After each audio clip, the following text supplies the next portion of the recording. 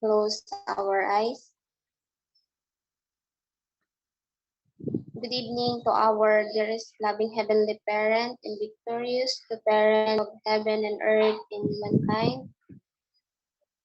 Our dearest loving heavenly parents, we would like to express our deepest gratitude to you this evening. Thank you so much, heavenly parents, for this day. And as we start our internal guidance, we would like to invite your divine presence together with our precious beloved leaders, brothers and sisters, and as as we begin, please open our heart and mind to receive the precious words of our beloved heavenly parents and true parents in order for us to become our daily bread to our spiritual life. And thank you so much, heavenly parents, all our beloved elders, brothers and sisters who will attend this evening. And thank you so much for the love, guidance, and protection that you given to us and to all the blessings that we receive from you every day.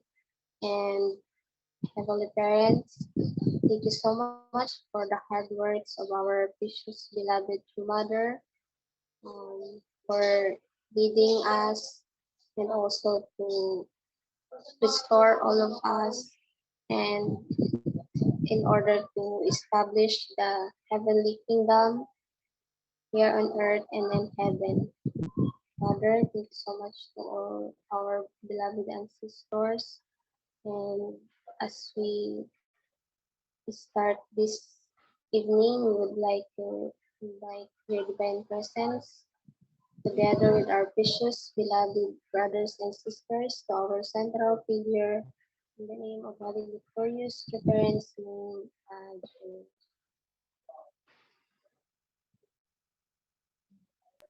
Okay, Ju. Maraming salamat, Ate Mitch, sa iyong opening prayer. Ngayong gabi po ay pang-10 araw na po natin sa closing guidance. Maraming salamat po sa gabi-gabi niyong pag-attend sa ating closing guidance. Ngayon para sa ating internal guidance, sabay-sabay po natin i-welcome ang ating Pastor Ernesto Ilano. Bigyan po natin siya ng palakpakan. Okay, so good evening, heavenly parents, true parents. Good evening, everyone. Thank you, Brother Lebron. Wow, nagpa-practice na si Lebron. So meron na talagang dadami ng ating full time. Nandyan ba si Lebron sa center? Nasa bahay po nila. Wow, galing. Nasa bahay pala si Lebron para marinig ng nanay niya rin. No, so anyway, so ano ba yung topic natin kagabi? Na remember nyo ba? Chapter 2 For po. love po. Sino makapagbigay ng title ng ating diniscuss kahapon? Sige nga, kung mayroong nag-take note. Okay. Si Mitch, kompleto yan. Ano ba yung diniscuss natin kagabi? Ayan, limot na. Ano po? Ayaw po. How to avoid ourselves from the fall. Okay. So, ayan. Akala ko walang nakaalala. No? So, anyway, so good evening. So, ito yung ating 10th day. No? 10th day na internal guidance. So, pa-share muna ng aking screen. Ayan.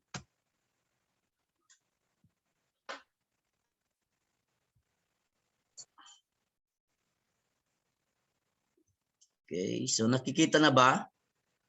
Okay, so welcome din natin si Brother Rolando ng Quezon City. Welcome sa QC. Sige po. Okay, so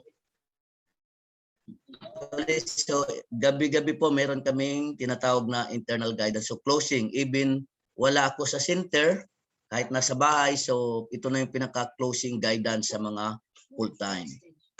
So, ang ating pag-aaralan ngayon is about paano natin ma-remove yung yung tinatawag na fallen nature. Kahapon ay paano tayo talking about paano ma-avoid, paano tayo maiwas, no, sa pagkakasala. So ngayon, ang tatalakay natin about yung fallen nature at saka yung original nature natin, no, na nawala. So from the very beginning, ang original plan ni God sa ating first human ancestors is how to fulfill the first blessing. And then yung first blessing yun, actually everyone, kahit tayo ngayon, we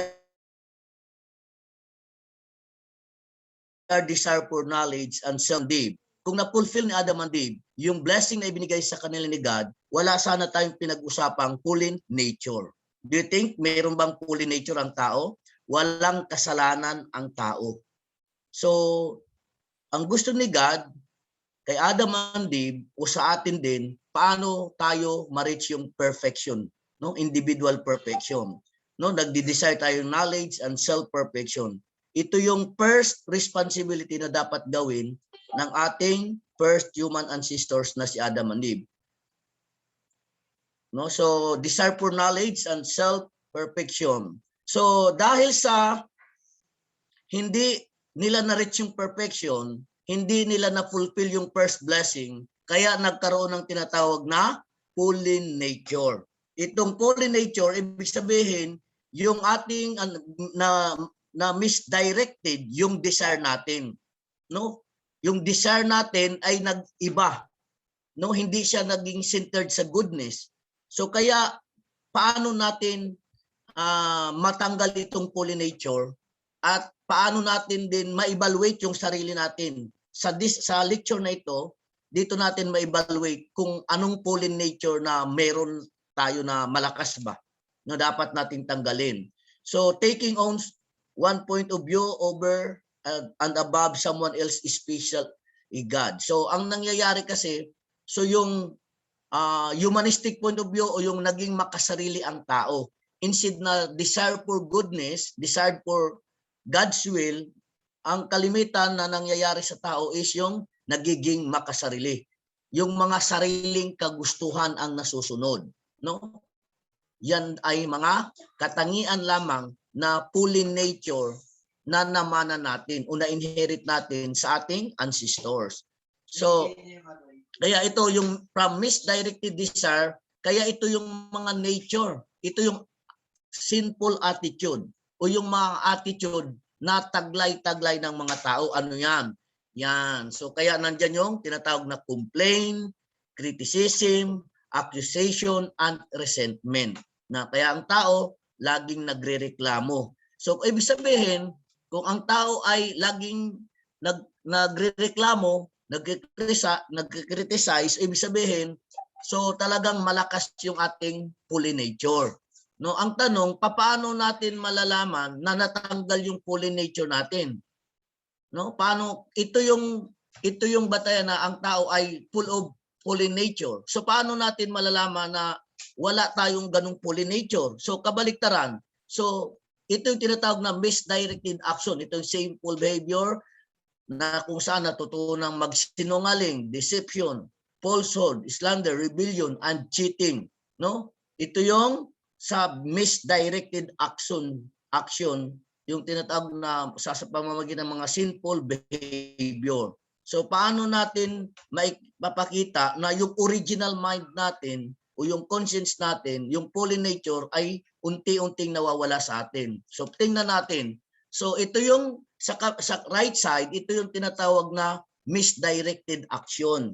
So yung sa left side naman, yung directed desire. So virtuous attitude. Kaya kung makikita natin, kaya para i-practice natin yung gratitude, appreciation, respect, forgiveness, mercy, honest and truthfulness at saka empathy. No? Dapat ito yung sa atin makikita.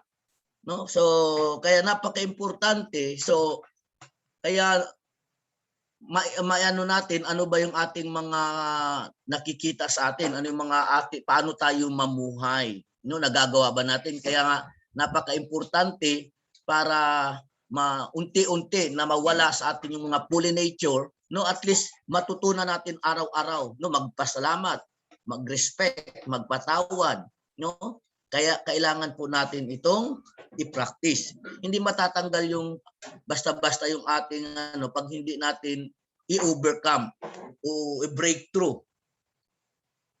So original nature, so yung tinatawag din na desire for sexual love, required for second blessing. So kaya ang nangyari ito, pollinator, misdirected desire, so leaving one's proper position of responsibility in relationship to others. So ito, misdirected desire, so yung naging sinful attitude, yan, irresponsibility, laziness, sloth, impatient, betrayal, lust. So kaya ano nangyari kay Adam and Eve? So lack of patience. Hindi nila naantay na ma-receive muna nila yung blessing ni God. No? Actually, darating din ang time. No? Darating ang time na magkakaroon sila ng relationship as husband and wife if Adam and Eve become matured and perfect. That's the time God will bless them. God will allow them na magkaroon din sana ng relationship. So ito rin yung kalimitang nangyayari sa mga kabataan. Kagaya ng na-discuss natin gabi, so ang mga naging resulta, madali. No? Halimbawa, ang mga magulang, ini-expect na makapagtapos ng pag-aaral. So dahil nga sa pollinator na minana, so nasusunod nila yung kanilang sariling kagustuhan. No? So anong problema ni Adam and Eve? Pag-disobey sa God's word. No? So ibig sabihin, pag disobey, ibig sabihin, sinunod nila yung kanilang sariling kagustuhan. Ang mga magulang din, minsan pagdating sa pag-ibig, minsan ang mga anak na hindi nila masaway. No? Kaya ito rin yung nangyayari, no? Yung mga pollinator na namana natin. Yan. So, misdirected action, kaya nga ito. Dahil sa taglay-taglay natin, yung minana na ganung pollinator, ayan, disloyalty, fornication, adultery, infidelity, at homosexuality. Ito yung mga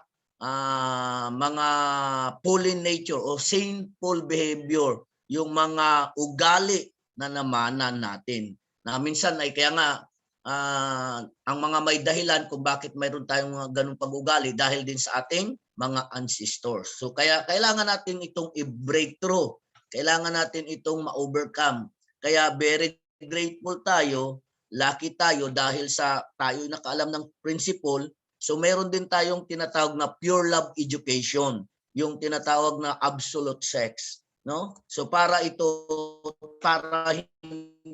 tayo sa ating mga sinful behavior. So ito naman, so redirected desire, so dapat responsibility, no?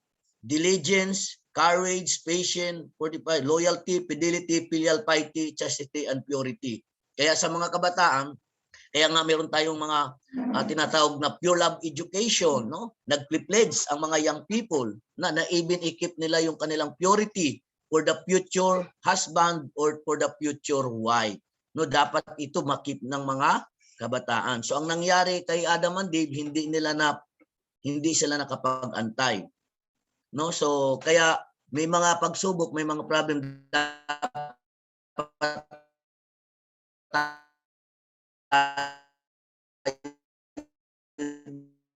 ay magkaroon tayo ng courage.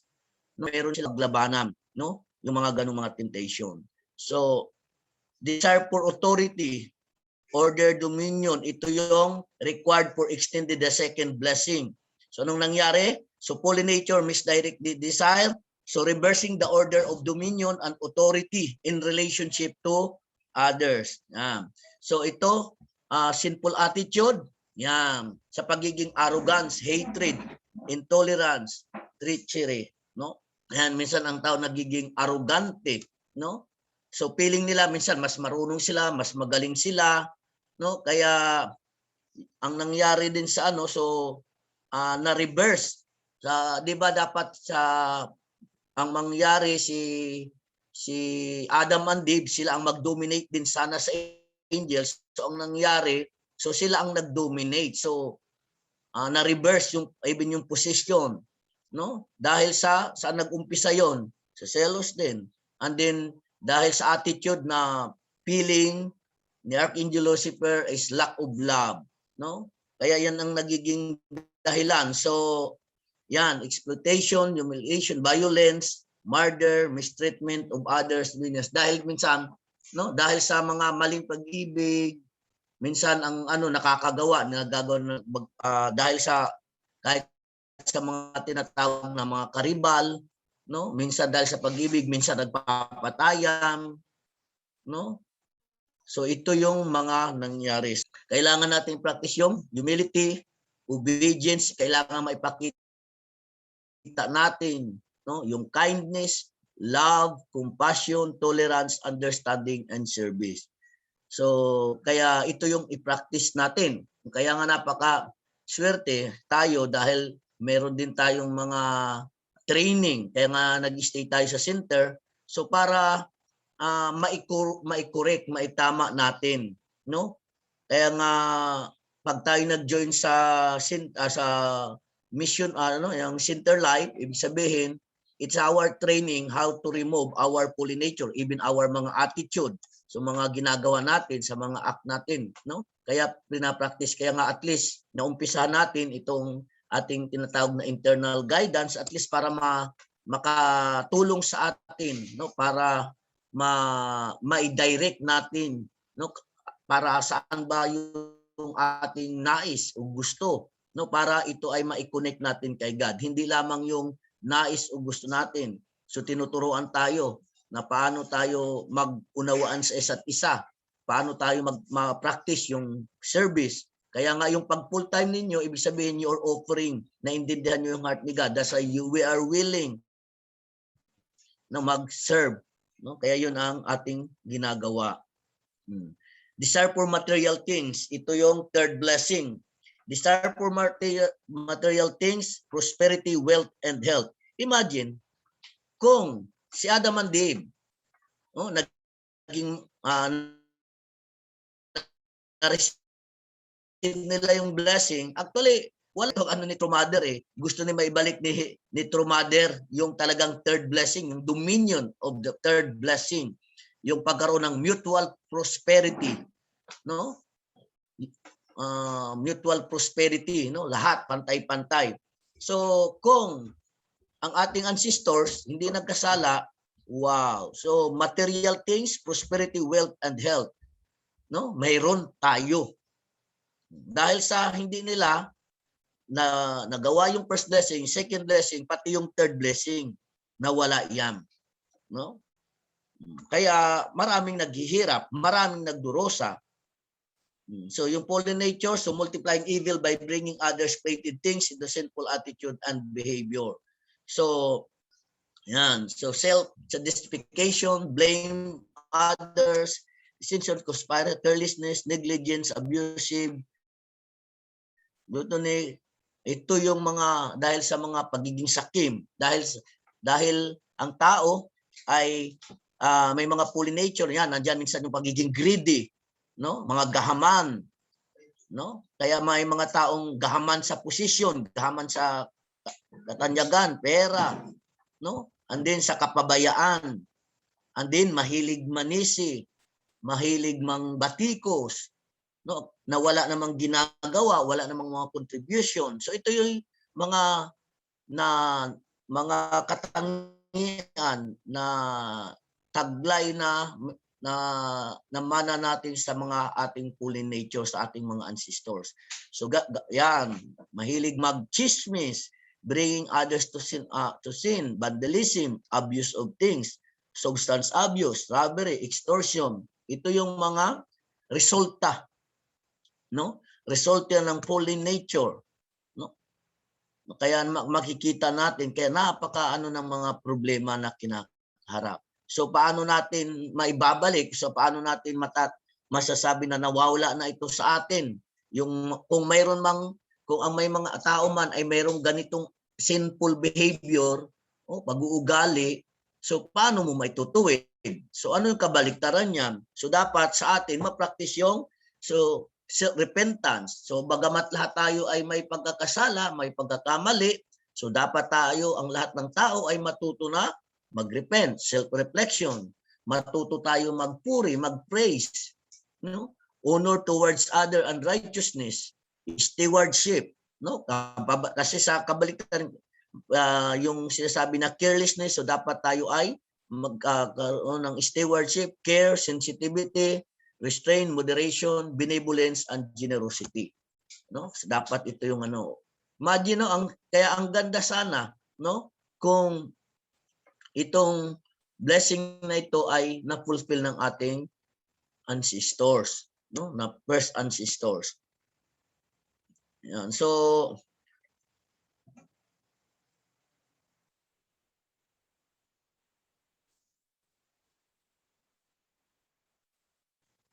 sana.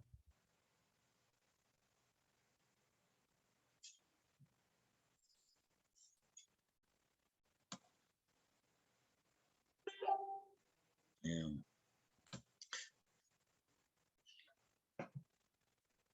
Yan. So kaya itong itong ating pag-aaral sa divine principle at sa pagkaalam pagkaalam natin sa ating fallen nature, so we are blessed na kahit papaano is i-accept natin na tayo ay may mga minanang fallen nature, so tanggapin natin, and then yun nga kung paano natin pagsikapan na may iayos, may balik natin yung ating mga kamalian. So walang ibang makakatulong din sa atin kundi tayo din, no? So kaya dapat at least kumbaga ang nangyari nga hindi naman nagawa ni Adam and Eve. So dapat gawin natin kung ano yung tama, gawin natin yung ating responsibility. So lahat na ito, lahat ng resulta ng mga problema, kadami-dami, saan yan nanggaling? Dahil sa disobey sa three great blessing. So para ma-resolve lahat ng problema, kaya nga talagang it's true yung sabi ni True Father o sa introduction sa divine principle, no, kung ang tao ay mai-apply, mag-aral ng divine principle at ito ay kanilang i-apply, lahat ng mga kahit mga tinatawag na complicated problems kung anong meron ang tao o sa pamilya o sa mundo, kayang maresolbahan. So kahit kasi bakit saan nanggaling kumbaga saan nag-umpisa yung kasalanan? Ito kasi ay bunga lamang resulta ng pagkakasala ni Adam and Eve kung bakit nagkaroon ng fallen nature. So ang solusyon niyan is balik tayo doon. So para mawala yung mga fallen nature na yan, so yung three great blessing din. So dapat i-practice natin na ma-overcome natin yung ating desire ng body, yung first blessing. Doon balik pa rin tayo na magkaroon tayo ng yung kanina na sinasabi na yung paano natin ma-reach yung individual perfection by controlling our physical desire, uniting of mind and body. And then yung mga anong problem pa kanina about sa sexual yung mga fornication, saan yon? Sa about family. So kung tayo, ang lahat ng tao ay naging ideal man, ideal woman, so malalayo sila sa tinatawag na ma-avoid sila sa mga problem ng chapter 2 o yung mga tinatawag na fornication. No? And then yung third blessing na yan, so ma-resolve din. Kaya mag-umpisa yan, no? First, second, and third. So lahat ng problem na yan ay unti-unting mawawala. So doon pa rin babagsak doon sa three great blessing. So I hope na short lang yung natin ngayon.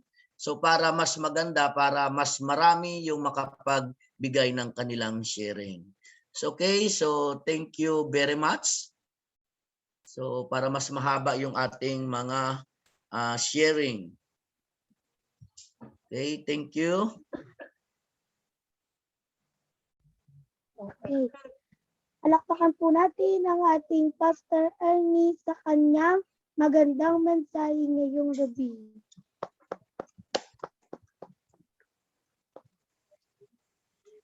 So ngayon po, kung sino po yung gusto mag-share ng inyong reflection. Ate Janet, Dalawa ang Ate Janet. pwede Sino mo dyan? ma- Yan. yung padulong po. Thank you, Lebron. My youngest brother.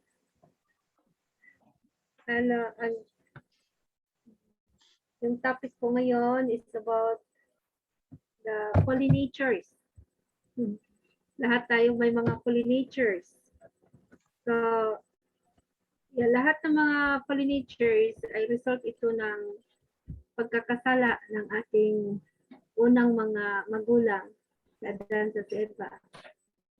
So, kung sana hindi sila nagkasala at sunod sana yung gusto ni Heavenly Parents, yung kautusan na huwag kumain,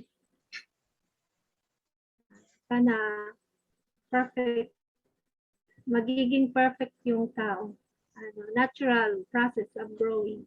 Katulad ng mga plants and animals, they are naturally growing. But we goes to the opposite direction. Hindi na-derail yung direction natin dahil na may bumangga sa true love na itinanim ni Heavenly Parents sana kay Adam sa Eva, may ibang force na na bumangga sa true love. Yun ang false love ni Archangel. Kaya malaking problema ang nangyari. Halos bumagsak ang kalooban ng ating makalangit na magulang. Parang isang Heavenly Parents is our parents, original parents. He prepared before the children was born. He already prepared everything. He prepared the environment for his children, Adam and Eve, as the prince and princess. Pero nang lumalaki na, nung lumabas si Adam sa Eva, tuwang-tuwa sa Heavenly Parents. Very pure si Adam sa Eva. Nung pagdating na sa teenagers, ayun na, may umagaw sa mga anak niya. Hindi pa na ikasal, na hindi pa nabigyan ng blessing, tinanan na ni Lucifer, si Eve. Kaya ang nangyari, talagang nasasaktan ang damdamin ni Heavenly Parents. Parang na-betray siya sa servant niya at talagang halos mawawalan na siya ng pag-asa. Pero sa panahon na yon ay talagang kahit bagsak na bagsak yung kalooban niya, ay pinipilit niya sarili niya kung paano makaahon. On that day, Heavenly Parents tried to restore the children, his children, Adam and Eve. Kaya nang nangyari yon, nag-start ulit siya mula sa Adam's family. Kaya lang ang nangyari, so ang nangyari doon, instead na magkaisa, si Abel at si Cain, yun, lumabas na yung yung result of the fall. Si Abel ay malapit sa kalooban ng Diyos dahil siya yung pangalawang anak, represent God, and the Cain represent the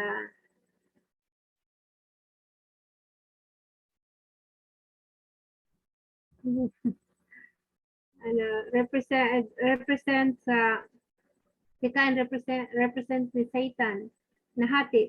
Kasi si Adam, dalawa ang God niya eh.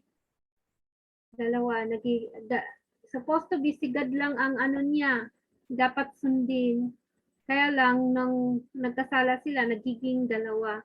Kaya, nahati.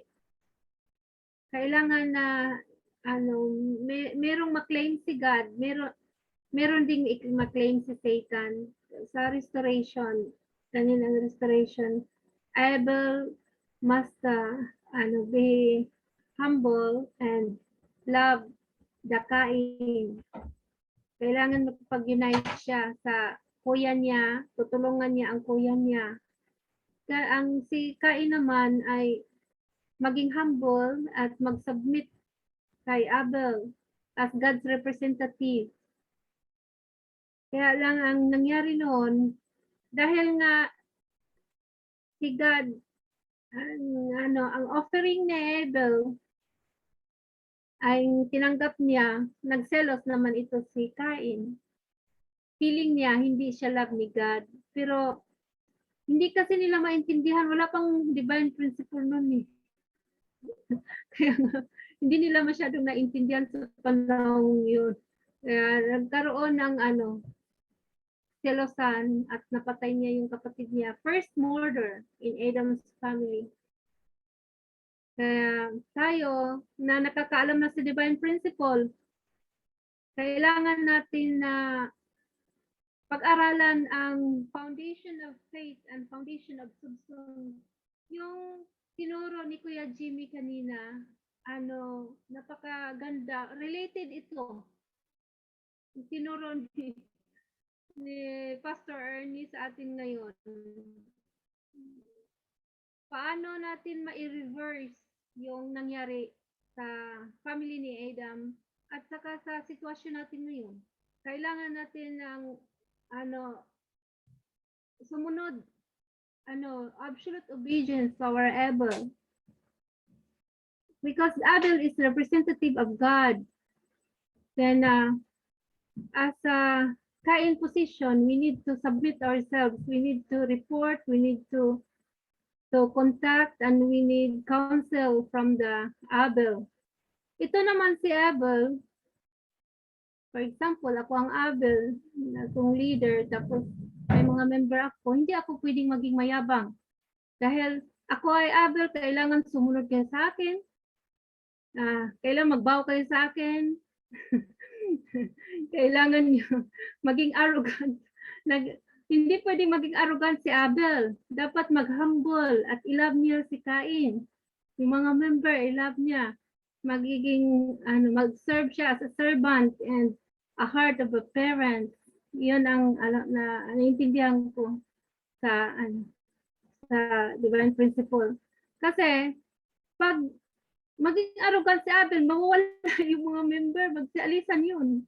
Saka, maghihintay lang yun kung kailan mapalitan yung leader nila. Marami itong nangyayari sa mga churches. Pag struggle sa leader, dahil nayayabangan sila sa leader, o mas malakas pa yata ang fully nature ng Abel kaysa sa mga member, ay hindi na yung pupunta, hindi na magsa-Sunday service. Maghihintay ron. Saka na ako pupunta dyan sa church pag mapalitan na yung leader. Nangyayari yan sa mga churches kahit dito sa Japan. Bakit hindi na, mga kasama ko, bakit hindi na ko nag-Sunday service? Pangit ng leader na yan. Saka na ako mag-Sunday service pag mapalitan yung leader. Kaya nga, ano ba naman ito mga kaya nga, hindi talaga. Tama yung yung tinuro ni Dr. Yong sa ni Kuya Jimmy. Kailangan magiging humble si Abel at i-love talaga niya yung mga member. Pero unti-unting nagbabago na rin ang mga leader dito sa Japan. Hindi na masyadong arrogant. Natuto na rin silang mag-humble kasi wala nang pupunta sa church pag magiging arrogant yung Abel.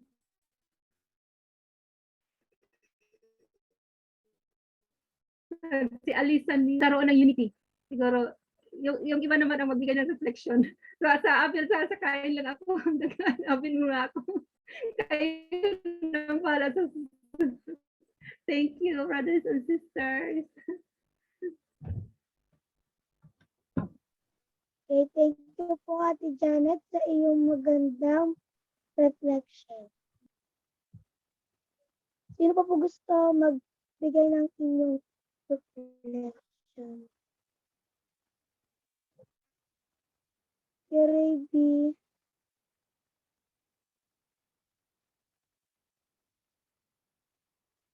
Yes, hello. Nandiyan po ba si Kirby? Hello, ayan. Thank you po for calling my name again sa ating nakakatuwang MC. No?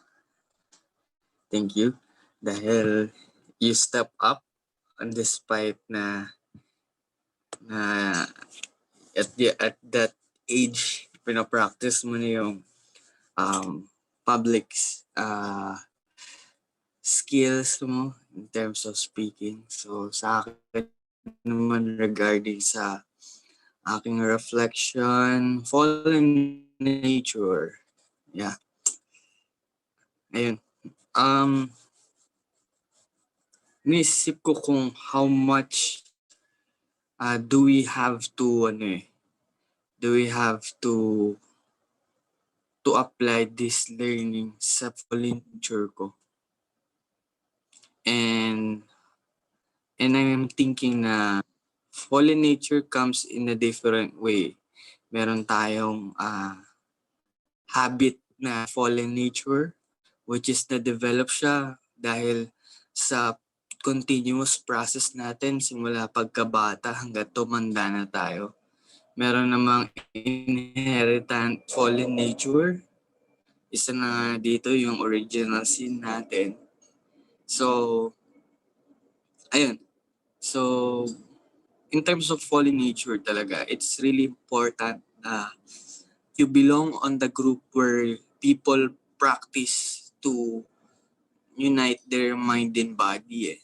Kasi if you surround yourself 24 hours, buong araw ka lang na, ang mga kasama mo sa araw-araw, sa work, sa bahay ay disunited yung mind and body, mahirap talaga na isabihin na we are overcoming our fallen nature.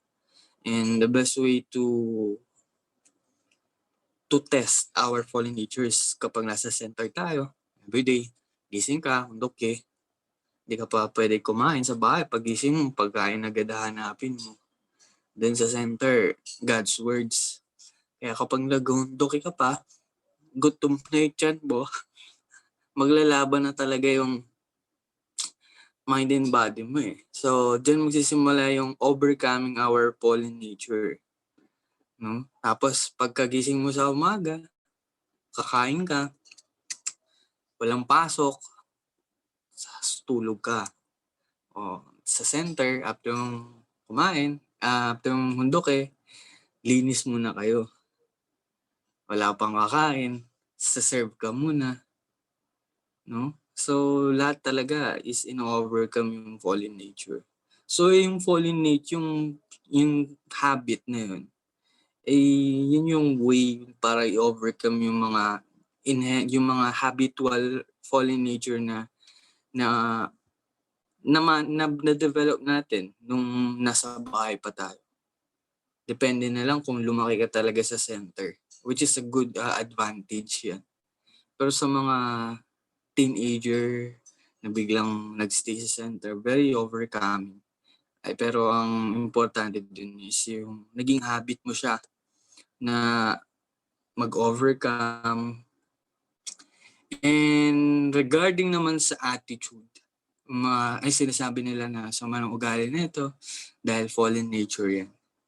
Iba naman yung aking prinsipyo about doon kasi we do not help people. Instead, we tolerate them on how they are showing themselves. Pinapahinayaan mo lang na ganun lang talaga sila, na wala kang ginagawa. Minsan, we tend to shut ourselves na manahimik na lang tayo. Fallen nature niya kasi yan eh. And ang problema kasi doon is tumanda siya or umabot siya sa ganung edad na there's no one, walang taong may paki talaga sa kanya na sinabi sa kanya na ganito yung ugali mo na dapat mo i-change. And sometimes I tend to say to people what they really are instead of being silent. Kasi sa sarili niya, hindi niya alam na may problema siya. Pero sa tingin ng mga ibang tao, meron na talaga. Hindi lang isa, kundi madami. So that's my standpoint about attitude na fallen nature. In terms of habitual, it's napaka-advantage talaga na nag-i-stay tayo sa center kasi itong habit na to, something na madali mong ma-cope up. Pero ang challenge kasi doon is yung condition ng pag-build ng habit na to. Pag nasa labas ka na, uwi ka sa bahay nyo, siyempre galing ka sa center, pagod ka. Uwi ka sa bahay nyo, tulog ka, kakain ka, di ka tutulong sa gawain bahay. Pagod ka eh. Pero yun nga, yun yung nakalimutan natin, ako, at ng mga kabataan na we stay on the center because it's somehow comforting at naging hindi na siya challenge at hindi na natin naisip na training pala tong pagstay ko ng center. Which supposed to be practice outside. Mas magandang ma-practice outside. Kasi we are not meant to stay old sa center.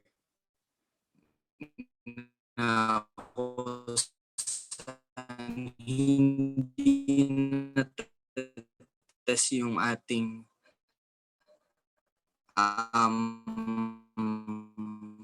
natutunan because once you do training kasi, training is may pagkakataon na makasabak sila sa gera, may makahanap silang kaaway, ganun din sa center. Though sa center may dami ding mga challenges, pero once you step outside, dun talaga matest yung faith. May partner si Ate Jen, distinguish yung response ko sa problemang kinakaharap ko. Sometimes our emotion, yung emotion natin, make a situation worse eh. Mas lumalala yung sitwasyon kapag inuunahan natin yung emosyon. And I tend to keep quiet muna. Analyze. And understand talaga yung mga yun. So, lahat ng mga different bad attitude, yung pwedeng i-deny yan na hindi talaga nangyayari yan. Dahil nangyayari yan sa loob ng center mas matindi sa labas.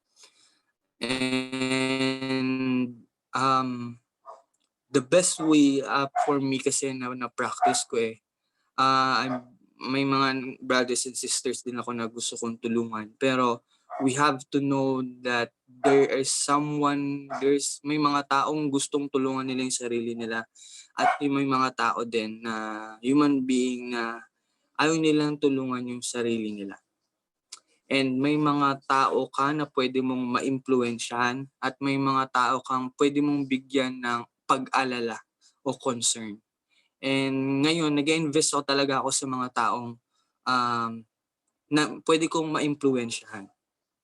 At yung mga taong sinabihan ko na, hindi pa rin nagbabago, Yun yung mga taong may concern ako sa kanila. Kaya minsan hindi ako nade-disappoint or na-struggle kapag tinulungan ko isang tao kasi I know na parte sila ng circle ng concern ko. But I invested more sa mga pwede kong ma-impluwensyahan. Sino yun? Mga pamilya mo, kapatid mo, partner mo, asawa mo. Yan yung mga circle of concern. Pero yung mga ka-workmate mo na may mga sariling pananaw sa buhay, yung fallen nature nila, hindi nila matanggap. Ayan.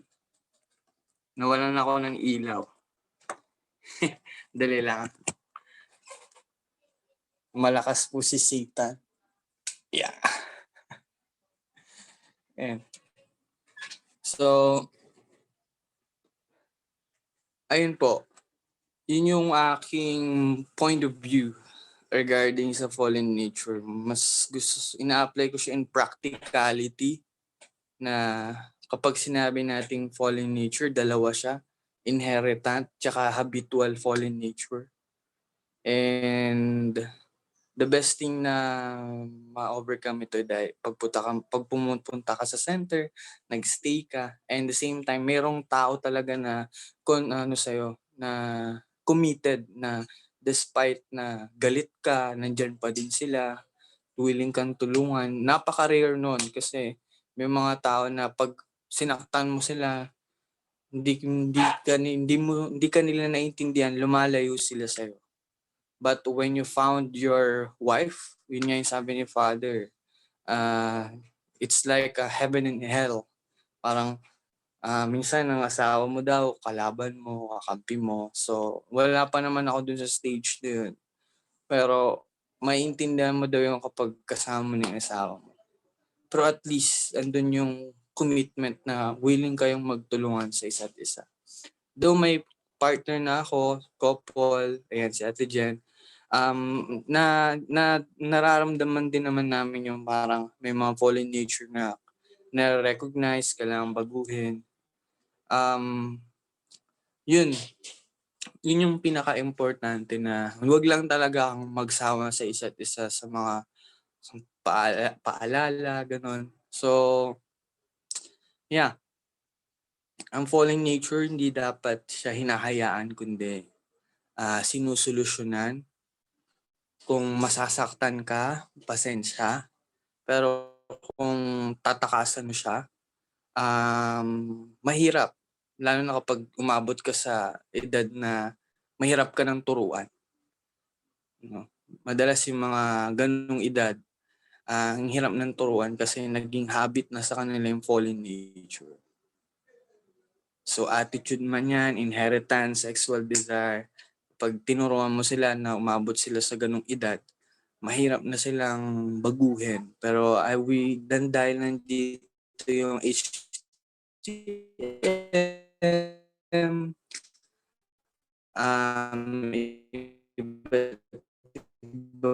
mga activities natin, so merong mga education, nag-guide pa rin sila. So we're really, may mga ganito again, ayun, fallen nature for me is habitual and the same time, inheritance din.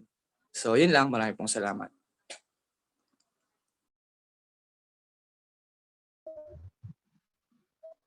Okay. Maraming salamat, KB, sa iyong magandang reflection. Okay.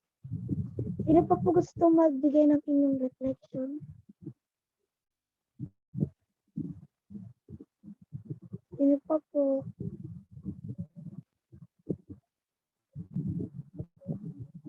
Wala na po ba?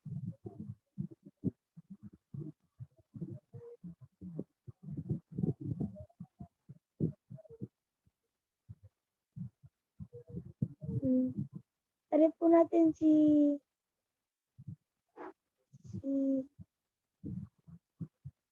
Ate Marilyn.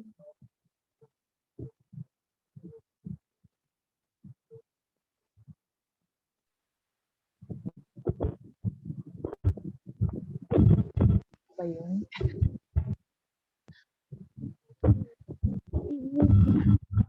Yes, good evening sa lahat po. Amen. pasensya na, sinisipan lang.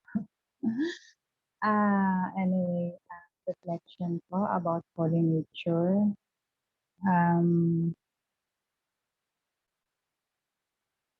Because of the fall of Adam and Eve, we inherit this fallen nature, this original sin. So, ibig sabihin lahat talaga tayo may fallen nature.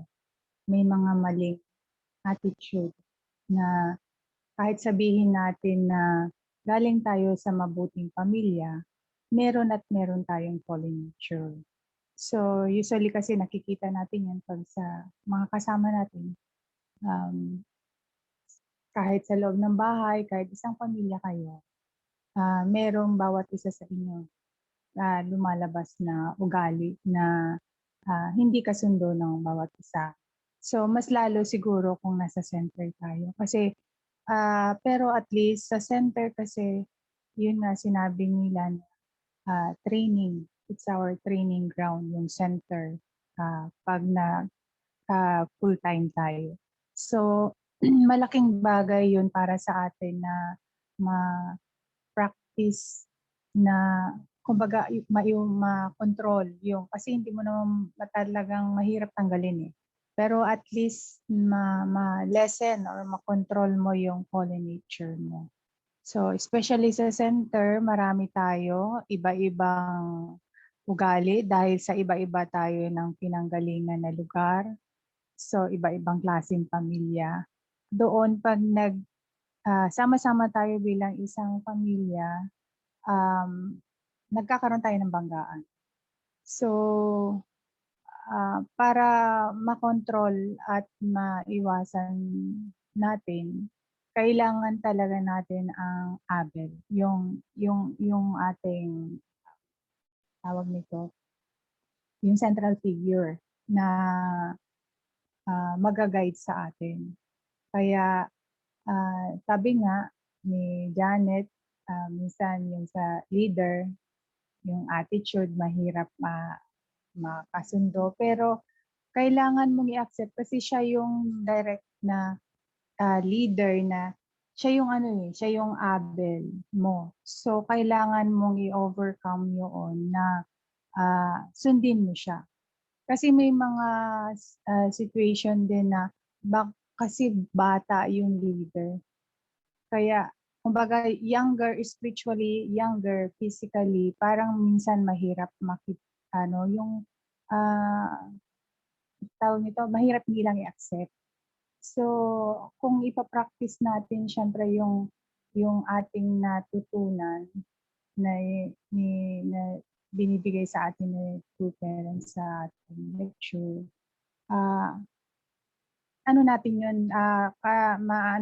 masasanay natin yung sarili, maiintindihan natin na dapat respect natin yun. Kasi yung ating central figure, siya yung kumbaga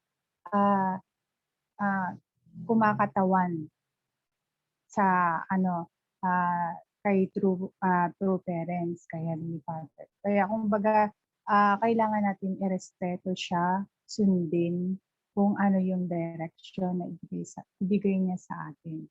Yung ganun. Kaya bata man siya, physically, spiritually, kailangan natin sundin. So yun yung isang way na para overcome natin yung isang klaseng fallen nature natin. Kasi marami tayong klaseng fallen nature. Iba-iba. Depende sa klase ng sitwasyon at mga attitude natin. So, yung isang sistema na yun, kailangan nga natin ma-align doon sa central figure. So, at the same time, sinabi din ni Baby tungkol doon sa relationship ng husband and wife. Totoo yun. Na minsan kaaway mo, minsan kakampi mo. So, marating ka talaga sa ganung sitwasyon. So, pero, ang kagandahan, dahil meron tayong principle, pareho kayo ng husband and wife na may principle, in-accept nyo ito as a blessed family. So, ibig sabihin, kailangan nyo dapat panindigan pareho ano yung sitwasyon nyo. So, kaya nga ito sinasabi na mas iba tayo sa outside life. Iba yung klase ng buhay natin. Kasi meron tayong principle. Kaya kung minsan, kahit na mayroon kayong pagtatalo, at the end of the day, magkasundo pa rin kayo. At the end of the day, kayo pa rin yung magkakampi. Yung ganun yung kaibahan natin sa kanila. Kaya thankful tayo kasi nandiyan si True Parents, binigyan tayo ng magandang paliwanag at binigyan tayo ng magandang ah, yung explanation at paano natin ma-overcome ang lahat ng ito. Yung thankful tayo dahil sa pinaliwanagan tayo about fallen nature, about the original sin. So, yung ganong sistema, since naiintindihan natin yun, naipapractice natin yun sa ating sarili, kahit sa pamilya natin at kahit sa ibang tao. So, kumbaga, may guidance tayo in order na maka-overcome tayo ng mga fallen nature. Kahit anong ugali pa yung encounter natin during our mission time, witnessing, fundraising. So, kailangan lang natin talagang i-practice. Kasi minsan yung sa pag-mission mo minsan, marami kang may encounter. Sabi na nila, if you meet 100 person, you will meet 100 kinds of attitude ng tao. So, totoo yun. Kaya nga, doon pa lang, meron na tayong training. So, meron na tayong idea na paano mo kontrolin yun. So, kasi pag nag-mission ka, hindi ka naman pwedeng magalit eh. Kapag sinabihan kanila ng mga negative, inaano kanila. Siyempre, kailangan mo silang balikan ng magandang salita. So, katulad ng fundraising ako. Siyempre, yung fundraising namin ayun 2-dimension ng mga religious items. Pero, nung in-approach ko yung isang tao, sabi niya sa akin, ba't ko daw binibenta ang Diyos? So, syempre, yung nagagalit siya sa akin dahil binibenta ko raw ang Diyos. Syempre, hindi mo siya pwedeng sagutin ng pilosopo. Hindi mo naman siya pwedeng magalit ka din sa kanya. So, sinagot ko na lang siya ng, hindi ko naman kayang ibenta ang Diyos. Pinaliwanag ko lang sa kanya yung kaalaman ko. Nasabi ko, ito kasi po larawan lang ng santo. So, ito ay nagre-remind lang sa atin na may Diyos tayo sa pamamagitan ng mga. Sinabihan ko siya na, siguro, sample lang naman po, katulad niyan, kung ikaw po yung wallet mo, nilalagyan mo ng picture ng asawa mo, or ng pamilya mo, or ng girlfriend mo, sabi ko sa kanya. Siyempre, ano bang purpose nun? Ang purpose nun ay para maalala mo siya every time nakita mo. So ito pong items na ito, pag nakita mo itong picture ng mga santo na ito, nagpapaalala na may Diyos. Hindi sila ang Diyos, kundi sila yung mga santo na nagpapaalala na may Diyos. Kaya, siyempre, pag naalala mo may Diyos, kailangan mo magdasal.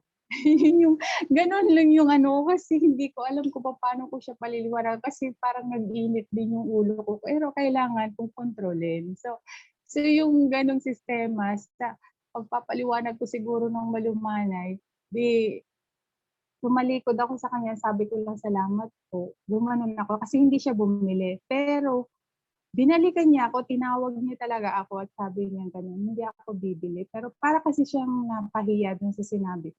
Binigyan niya ako ng donation ng 100 pesos. So, at least, na siguro, maano rin ang kalooban ko na siguro napaliwanagan ko siya, naintindihan niya. So, at least at the same time, meron akong sa sarili ko na na-control ko magalit. Kasi sa totoo lang, hot-tempered ako. Kaya, dito sa training natin, fundraising, witnessing, naging practice ko na makontrol ko.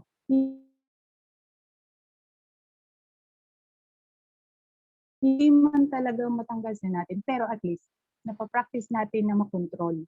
So, hindi tayo lalala, di ba? Once na-control mo, hindi ka magiging worse. At least, malelesen siya. So, ganun. Kaya, sa mga next generation natin, kung may pa-practice talaga natin yun, maganda ang outcome. Yun lang naman. At sana, through parents teaching, ma-absorb natin lahat ito, maituro din natin sa mga next generation natin para maging maganda po yung result ng ating yung hirap ni True Parents para sa community. Thank you. Okay. Thank you po, Ate Mary, para sa iyong magandang reflection.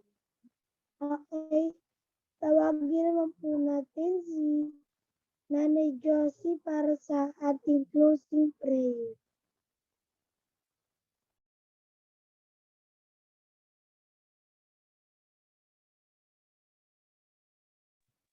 Nay? Magandang gabi po. Tayo po'y manalangin. Mahal namin magulang sa langit at sa aming tunay na magulang. Marami pong salamat, Ama, sa gabi pong ito na kami pong muli ay kabahagi ng sa closing guidance ng aming binahagi ng aming Pastor Ilano. Amin pong nalaman ang pollinator na amin pong tinatahak sa gabing ito na amin pong pinaglalabanan ang mga maling pag-uugali na ating pong namana sa ating unang magulang. Marami pong salamat, Ama. Nawa ito po ay amin pong malagpasan ang lahat po ng mga pagsubok na amin pong nararanasan sa araw-araw.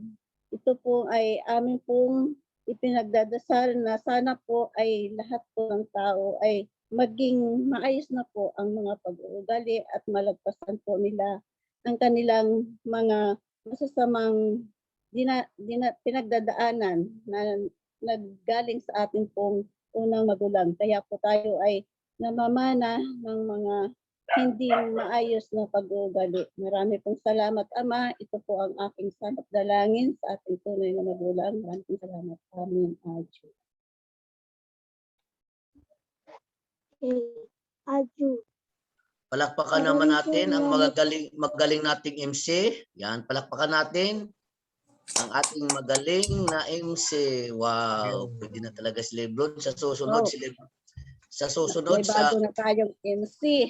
Sa evening devotion, siya na para ma-challenge yung mga bata na maraming sa Tabios family, so ma-challenge din. No, wow. I-train mo na sa evening devotion pag si Jen. Okay. So, tapos ang ticket, si Myron bang technical? Mga bagong na. Oo nga eh. Kasi nagtitrain na si Jen kasi soon. Nagprepara.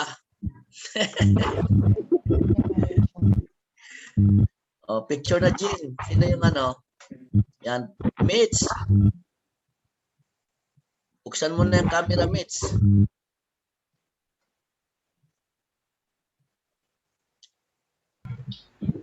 Okay. So, thank you so much, Lev. Thank you so much po, Pastor ng message mo. Sa lahat pong nagbigay ng reflection, maraming salamat po. So, ngayon po, pakita natin ang ating mga malaking ngiti. Ready? 1, 2, 3, smile. And paano yan? Maliit lang yung ngiti ko. Ganda po. Hibaragi. Ready? 1, 2, 3. And heart. Ayan. Thank you so much. Thank you. Sa inyong lahat. See you tomorrow. Thank you, Lev. Thank you, Rolando. See you. I-message mo lang, Rolando, ni Nag-reply na sa'yo? Opo, bali sumpit na po sa kanila. Sige. Bye-bye. Bahay naman namin. Sige. Bye, Bye. everyone. Bye po, Ate Janet. Thank you, Ate Janet Bye-bye. Kabayama, Ate Janet, Thank you. Cute names. Marilyn, Ate Josephine. Parang ang daming mga J dito ah. Okay, bye-bye. Yun na. Janet. Bye po. Oo nga. Joke. Thank you Bye-bye. po. Bye. Thank you. Thank you so much, Janet Kabayama and Tabinuma. Thank you so much po, Ate Marilyn. Nanay Josie, Ate Sa May. lahat. Thank you so much, Mai. Ate Jen. Thank you so Bye much, po sa lahat. Leb. Thank you po. Kain ka na. Thank you po. Bye-bye. Thank you po. Thank you Bye. po. Thank you, Leb. Okay.